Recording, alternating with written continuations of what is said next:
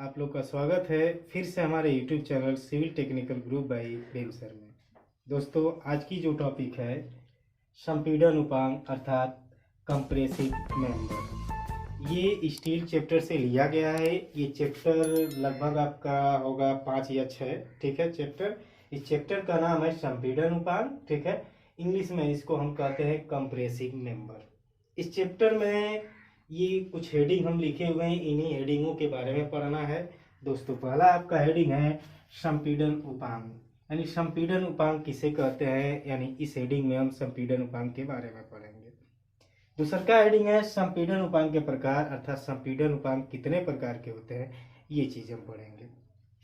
तीसरा दोस्तों हेडिंग है व्याकुंचन भार, यानी इसको हम इंग्लिश में बकलिंग लोड कहेंगे। यानी व्याकुंचन भार किसे कहते हैं, व्याकुंचन भार कैसे लगता है और व्याकुंचन भार से क्या क्या होता है, ये चीज हम पढ़ेंगे। नेक्स्ट हेडिंग है प्रभावी लंबाई, यानी प्रभावी लंबाई अर्थात इफेक्टिव लेंथ किसे कहते हैं, इफेक्टिव लेंथ के बारे में जानेंगे।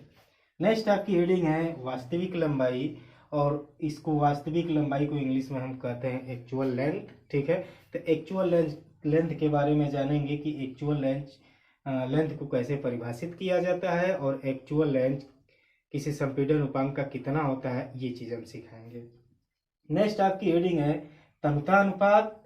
तनुतानुपात किसे कहते हैं, इस तनुतानुपात के बारे में हम डिटेल में बताएंगे। ठीक है, और नेक्स्ट आपकी हेडिंग है न्यूनतम परिभ्रमण त्रिज्या। इसके बाद आपका संपीड़न उपांग का सामर्थ्य, संपीड़न उपांग का विकल्पन, इसके बाद संगठित खंड, और लास्ट आपकी हेडिंग है बैटन तथा चालक पद्धति। दोस्तों, ये जितने भी हेडिंग है, ये हेडिंग के बारे में हम आपको बता दिए हैं। अब इनका चलिए एक एक हेडिंग के बारे में पूरा डिटेल से जाने। ठीक है, तो चलिए स्टार्ट करते हैं। ठीक, पहला आपकी हेडिंग होगी संपीड़न उपांग। ठीक है, संपीड़न उपांग दोस्तों किसे कहते हैं, ये चीज ध्यान दीजिए। कभी कभी क्वेश्चन पूछ देता है कि संपीड़न उपांग किसे कहा जाता है, तो 1 नंबर का क्वेश्चन है तो 2 नंबर का क्वेश्चन पूछता है, तो लड़के लिख नहीं पाते हैं कि संपीड़न उपांग किसे कहा जाता है। तो इसको केवल एक लाइन में आप लिख सकते हैं कि संपीड़न उपांग किसे कहा जाता है। ध्यान दीजिए, ऐसा अवयव जिसपे केवल संपीड़न भार आता है वो संपीड़न उपांग कहलाता है। क्लियर हो गया, तो इस परिभाषा को आप लिख लीजिए। चलिए हेडिंग स्टार्ट करते हैं संपीड़न उपांग। तो आपकी नेक्स्ट हेडिंग है दोस्तों संपीड़न उपांग। ये चैप्टर्स का ही नाम है संपीड़न उपांग किसे कहते हैं, और इसका हम कुछ परिभाषा लिखे हुए हैं। एक लाइन की परिभाषा है जो कि आपको लिख देना है और समझ लेना है। ठीक है, और ये परिभाषा इतना सिंपल है कि एक बार इसको आप पढ़ेंगे तो याद हो जाएगा। ठीक है, तो चलिए स्टार्ट करते हैं। ध्यान दीजिए, संपीड़न उपांग, तो संपीड़न उपांग में हम लिखे हैं कि किसी संरचना का वह अवयव, किसी संरचना, कोई भी संरचना आप ले लीजिए। ठीक है, चाहे भवन ले लीजिए या कैंचिया ले लीजिए, आप जो भी संरचना ले लें, तो किसी संरचना का वह अवयव जिस पर केवल संपीड़न भार कार्य करता है संपीड़न उपांग कहलाता है। इसका सबसे सिंपल सा उदाहरण है जो दोस्तों कालम पे सदैव संपीड़न भार आता है, और अगर हम दीवार की बात करें तो दीवार पे भी संपीड़न भार आता है। तो दीवार और कालम जो है कि संपीड़न उपांग आपके कहलाएंगे। यहाँ पे कुछ उदाहरण हम लिखे हुए हैं, जैसे कालम, किंग पोस्ट, क्वीन पोस्ट और स्टर्ट। आप इसमें और भी बढ़ा सकते हैं, आप लिख सकते हैं दीवाल। ठीक है, दीवाल इत्यादि। ठीक है, तो ये क्लियर हो गया ना संपीड़न उपांग किसे कहा जाता है। ठीक, चलिए अब नेक्स्ट स्टार्ट हम करते हैं। नेक्स्ट हेडिंग है आपकी होगी संपीड़न उपांग के प्रकार। तो दोस्तों ध्यान दीजिए, संपीड़न उपांग के प्रकार, संपीड़न उपांग के प्रकार। दोस्तों, संपीड़न उपांग 2 प्रकार के होते हैं। एक होता है असतत संपीड़न उपांग, एक होता है सतत संपीड़न उपांग। आपकी नेक्स्ट हेडिंग होगी संपीड़न उपांग के प्रकार। तो संपीड़न उपांग के प्रकार आप हेडिंग डाल लीजिएगा और इसमें लिख लीजिएगा कि संपीड़न उपांग निम्न 2 प्रकार के होते हैं। पहला आप लिखिएगा असतत संपीड़न उपांग और दूसरा लिखिएगा सतत संपीड़न उपांग। अब चलिए आइए स्टार्ट हम करते हैं कि असतत संपीड़न उपांग के कहल जाई, ठीक है, और सतत संपीड़न उपांग के बोलल जाई, ठीक है। तो चलिए स्टार्ट करते हैं।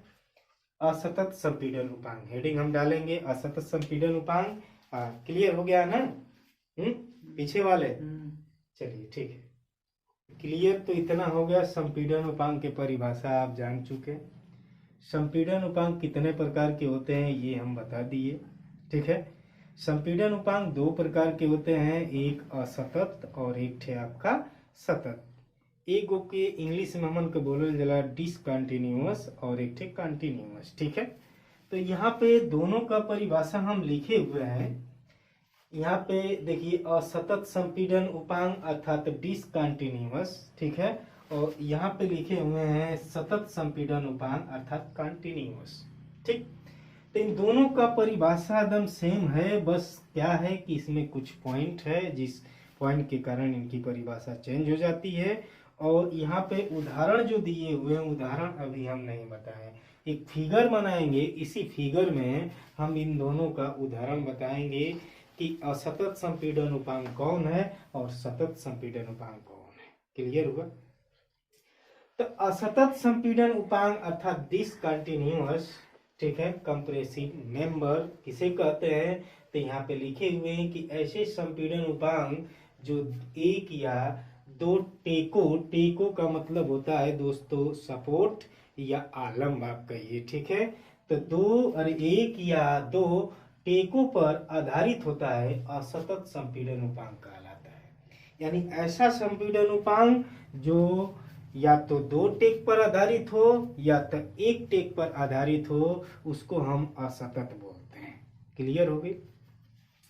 यहाँ पे सतत में लिखवाए हैं, सतत में ऐसे संपीड़न उपांग जो दो से अधिक टेकों पर आधारित होता है, दो से अधिक टेकों पर आधारित होता है, उसको हम सतत उपांग बोलते हैं। अब तक क्लियर हो गई ना? सतत में कहा कि दो से अधिक टेक पर आधारित हुई, असतत कहा, ठीक है, कि एक या दो टेक पर आधारित हुई। एग्जाम्पल हम यहाँ अभी दिए नहीं है, यहाँ पे एक छोटा सा फिगर बनाएंगे। समझ गए ना आप?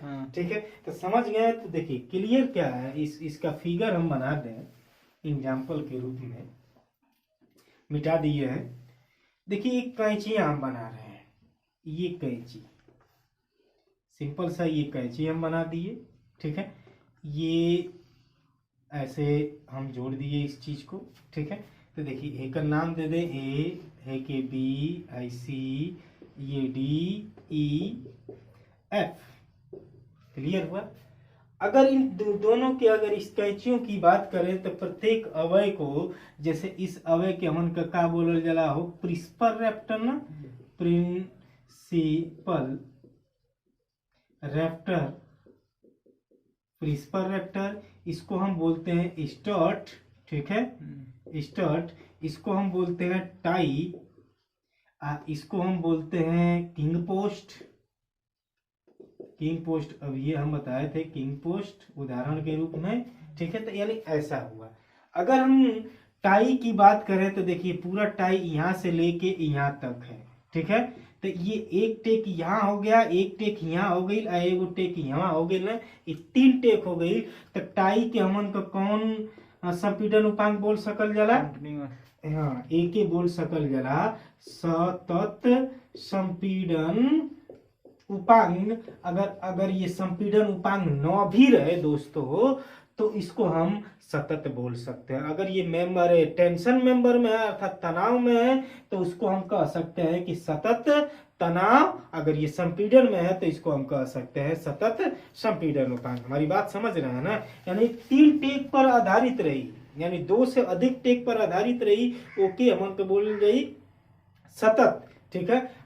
एक या दो टेक पर आधारित रही, ठीक है, तो ओके हमन का असतत बोलल जाते। इतना तो क्लियर हो गई। तो देखा हे टाई के तो हमन का असतत बोलल जाई, स्टट के हमन का बोलल जाई? देखा एगो ई टेक पर आधारित हुए, एगो ई टेक पर आधारित हुए, तो एके बोलल जाई असतत, असतत यानी डिसकंटिन्यूअस, ठीक है। किंग पोस्ट के का बोलल जाई, किंग पोस्ट देखा एक ठे यहाँ आधारित है, एगो यहाँ आधारित है, तो एहू के बोलल जाई कौन चीज, सतत, अरे असतत, असतत, असतत के बोले जाए, असतत संपीड़न उपांग अर्थात डिसकंटिन्यूअस। तो ये जाहिर सी बात है कि ये संपीड़न में रहता है, तो इस चीज को हम, किंग पोस्ट को हम संपीड़न बोल सकते हैं, स्टड को भी हम संपीड़न बोल सकते हैं, प्रिस्पर रेप्टर को भी हम संपीड़न बोल सकते हैं, क्योंकि ये भी संपीड़न में रहता है, इधर से बल लगते हैं, इधर से प्रतिक्रिया लगती है, तो ये भी संपीड़न में रहता है। तो प्रिस्पर रेप्टर देखिए, ये यहाँ भी टेक से आधारित है, यहाँ भी टेक से आधारित है, यहाँ भी टेक से आधारित है, तो इस चीज को हम कह सकते हैं कंटिन्यूअस अर्थात सतत। सब क्लियर हो गया ना, ठीक है। तो चलिए अब नेक्स्ट हेडिंग के बारे में हम चलते हैं। आपका नेक्स्ट हेडिंग होगा, ठीक है, प्रभावी लंबाई, वास्तविक लंबाई और न्यूनतम परिभ्रमण त्रिज्या तथा तन्यता अनुपात। ये चारों परिभाषा हम आपको एक में समझाएंगे, ठीक है। तो चलिए स्टार्ट करते हैं, ध्यान दीजिए। नेक्स्ट आपकी हेडिंग है व्याकुंचन भार अर्थात बकलिंग लोड। ये देखिए, जो भी परिभाषा हम दोस्तों पढ़ा रहे हैं, ये परिभाषा बस एक एक लाइन की परिभाषा है, जो कि जानना बहुत जरूरी है, और ये परिभाषा इम्पोर्टेंट भी है, ठीक है। तो इस परिभाषा में हम परिभाषा के बारे में पढ़ेंगे, यानी व्याकुंचन भार के बारे में, यानी बकलिंग लोड किसे कहते हैं। तो यहाँ पे हम दो परिभाषा लिखे हुए हैं कि बकलिंग यानी व्याकुंचन का मतलब होता है बहक जाना या बकलिंग बहक जाना, ठीक है। तो यहाँ पे एक परिभाषा लिखे हुए हैं, जिस भार के कारण संपीड़न उपांग अपनी अक्ष से बहक जाए या हट जाए, यानी वह भार या जिस भार के कारण, या वह भार भी आप यहाँ कह सकते हैं कि वह भार जिस भार के, अरे वह भार जिसके कारण, ठीक है, संपीड़न उपांग अपनी अक्ष से बहक जाए या हट जाए, वह भार व्याकुंचन भार कहलाता है। या आप एक लाइन में परिभाषा किसी को बता सकते हैं कि जिस भार के कारण संपीड़न उपांग में बहकाव उत्पन्न होता है। बहकाव का मतलब कि यहाँ पे देखिए एक छोटा सा संपीड़न उपांग, अगर हम दोस्तों एक छोटा सा कॉलम यहाँ बना दिए और इस कॉलम पे हम संपीड़न भार लगा दिए, मान लीजिए कि ये संपीड़न हम भार लगा दिए, इस भार के कारण इस कॉलम, जो ये अक्ष है कॉलम का, मान लीजिए कि ये अक्ष है, और इस अक्ष के इस भार के कारण कॉलम अपने अक्ष से ऐसा यानी ऐसा हो जाए अर्थात बहक जाए, बहक जाए। तो जिस भार के कारण कॉलम में बहकाव उत्पन्न होता है, उसी भार को हम बहकाव भार बोलते हैं। क्लियर हुआ ना, यानी अपने अक्ष से थोड़ा सा हट जाए, ठीक है, या टेढ़ा हो जाए, ठीक है, उसी को हम बहकाव बोलते हैं। और जिस भार के कारण संपीड़न उपांग में बहकाव उत्पन्न होता है, ठीक है, इस तरह भी आप लिख सकते हैं कि जिस भार के कारण संपीड़न में बहकाव उत्पन्न होता है, बहकाव का मतलब हो कि अपने अक्ष से हट जाना, यानी बहकाव उत्पन्न हो जाए, उसी भार को हम व्याकुंचन भार या बकलिंग लोड कहते हैं। इतना तो क्लियर हो गया दोस्तों। कभी कभी पूछ देता है कि बहकाव किसे कहते हैं, ठीक है दोस्तों। कभी कभी क्वेश्चन पूछता है कि बहकाव, व्याकुंचन, कभी पूछता है कि व्याकुंचन, और अभी तो हम बताए हैं व्याकुंचन भार के बारे में, व्याकुंचन भार के बारे में हम बता चुके हैं कि ऐसा भार जिसके कारण इसमें बहकाव उत्पन्न हो, ऐसा भार जिसके कारण संपीड़न उपांग में बहकाव उत्पन्न हो, उसको हम बहकाव भार बोलते हैं। और कभी पूछ देता है एक नंबर के क्वेश्चन में कि व्याकुंचन किसे कहा जाता है, तो बड़ा सिंपल सा है, आप इस परिभाषा को लिख सकते हैं, मैं एक बार में बता दूंगा, समझ जाएंगे। तो कभी क्वेश्चन में पूछ देता है कि व्याकुंचन क्या होता है, व्याकुंचन एक नंबर का क्वेश्चन पूछता है।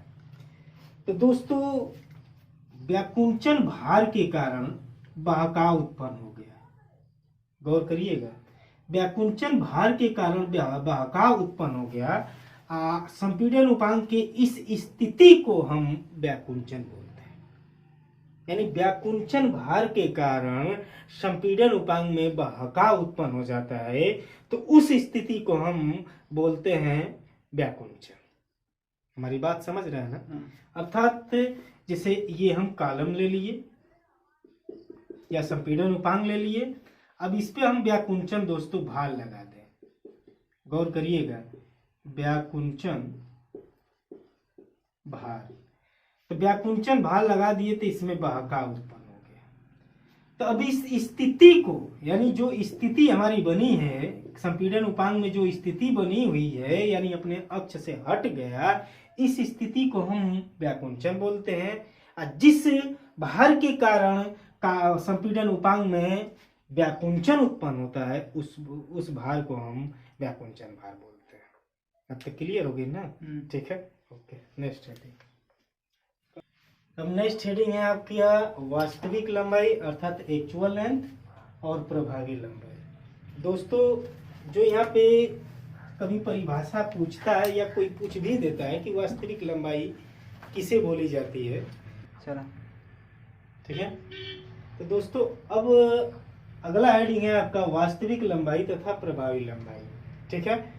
तो कभी पूछ देता है, ये बड़ा सिंपल सा हेडिंग है, एक लाइन की परिभाषा है जो कि जानना जरूरी है। इनके बारे में हम डिटेल में बताएंगे। वास्तविक लंबाई और प्रभावी लंबाई के बारे में एक एक वीडियो हम बनाएंगे, जो कि ये वीडियो 15-15 मिनट का होगा। केवल आप इनका परिभाषा यहाँ तक जान जाइए, ठीक है। इसके बाद हम अगला वीडियो बनाएंगे वास्तविक लंबाई पर और प्रभावी लंबाई पे, ठीक। तो वास्तविक लंबाई, कभी कोई पूछ देता है कि वास्तविक लंबाई किसे बोलते हैं, तो सिंपल सा है, वास्तविक लंबाई को इंग्लिश में एक्चुअल लेंथ बोलते हैं। और यहाँ पे आप लिख सकते हैं कि किसी संपीड़न उपांग की कुल लंबाई को अर्थात संपूर्ण लंबाई को हम वास्तविक लंबाई बोलते हैं। इसे कैपिटल एल से प्रदर्शित करते हैं। यानी संपीड़न उपांग, कोई भी संपीड़न उपांग है तो इसकी संपूर्ण जो लंबाई हमारी होती है, यहाँ से यहाँ तक की जो दूरी होती है, ये आपकी कुल लंबाई कहलाती है या वास्तविक लंबाई कहलाती है। क्लियर हो गया? इसके बाद आप आता है प्रभावी लंबाई। तो देखिए, हर डिफिनेशन के लिए, हर परिभाषा के लिए वास्तविक लंबाई अलग अलग होती है। यहाँ पे संपीड़न उपांग की अगर हम बात करें तो हम यहाँ पे लिखे हुए हैं कि प्रभावी लंबाई संपीड़न उपांग के लिए किसी संपीड़न उपांग पर आने वाला संपीड़न भार। संपीड़न उपांग के लिए हम परिभाषा बता रहे हैं कि संपीड़न उपांग के लिए संपीड़न उपांग की प्रभावी लंबाई किसे कही जाती है।